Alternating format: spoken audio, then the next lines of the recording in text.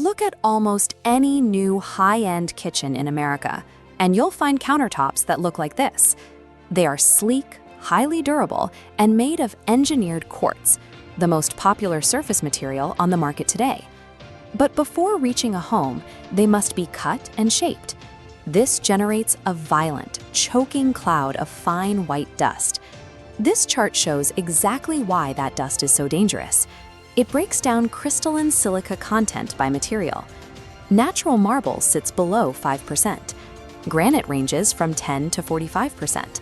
But engineered stone is nearly pure silica, packed at 90 to 97%. Manufacturers bind this quartz dust together using chemical resins. When a fabricator's saw hits that composite slab, the heat releases a toxic mix of volatile organic compounds and trace metals straight into the air. By engineering a cheap, indestructible luxury surface for our homes, the industry accidentally manufactured a highly concentrated occupational poison for the workers who build them. The dust coming off engineered stone is physically different from natural rock. It shatters into a much higher proportion of nano-sized particles.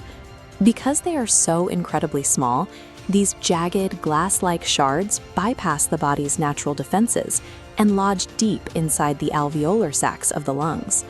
Once there, the immune system attacks them, but it can't break them down, triggering severe, continuous inflammation.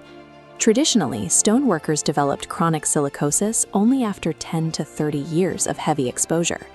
Today, fabricators cutting artificial quartz are being diagnosed with a highly aggressive variant called accelerated silicosis in as little as a few months.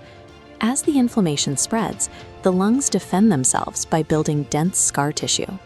This leads to progressive massive fibrosis, a condition where the lung tissue stiffens and fails, slowly suffocating the patient. What was once a slow-moving hazard managed over a long career is now putting workers in their 20s on oxygen tanks, waiting for double lung transplants to survive. Looking at this exact medical data, Australia took a radical step. In July 2024, they enacted a total prohibition on engineered stone. Regulators drew a hard line, targeting any artificial product that contains at least 1% crystalline silica by weight and is bound together with resins. The prohibition makes it illegal to manufacture, supply, or install these slabs anywhere in the country. The only exception is strict, carefully monitored work to remove or repair legacy countertops already installed in homes. The industry lobbied to carve out exemptions for newer products containing 10 or 40% quartz. Australian regulators refused, noting there is zero clinical evidence that cutting any version of this material is safe. A national government looked at the science and determined that the safe fabrication of engineered stone is a myth. Their only solution was complete eradication from the supply chain. The United States is taking a completely different path. Instead of banning the material, regulators are relying on OSHA standard 1910.1053, which attempts to manage the process of cutting it. OSHA sets an action level of exactly 25 micrograms of silica dust per cubic meter. Exposures below this line are compliant. To stay under this limit, shops use strict controls. Saws continuously run water to trap dust, and vacuums must use HEPA filtration. But the reality on a busy shop floor rarely matches the schematic.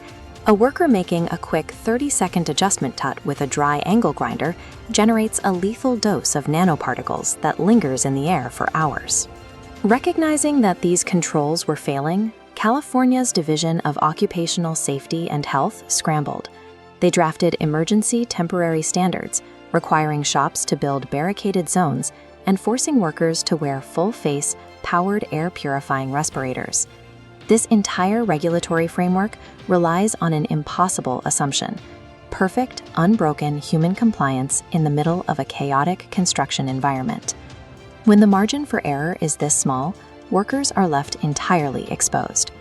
We have seen this exact collision of industry profits and occupational lung disease before. Today, prominent legal firms and parliamentary groups in the UK are already circulating reports labeling engineered stone Asbestos 2.0, actively mobilizing for a massive wave of compensation claims. the rapid progression of the disease transforms a minor regulatory slip, like a broken water line or a loose mask, into a guaranteed wrongful death lawsuit that will bankrupt the employer.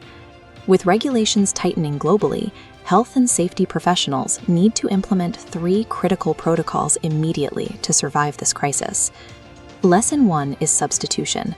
Firms must actively evaluate safer alternatives, transitioning their contracts to robust natural stones like quartzite or entirely resin-free porcelain products. Lesson 2 is advanced respiratory protection.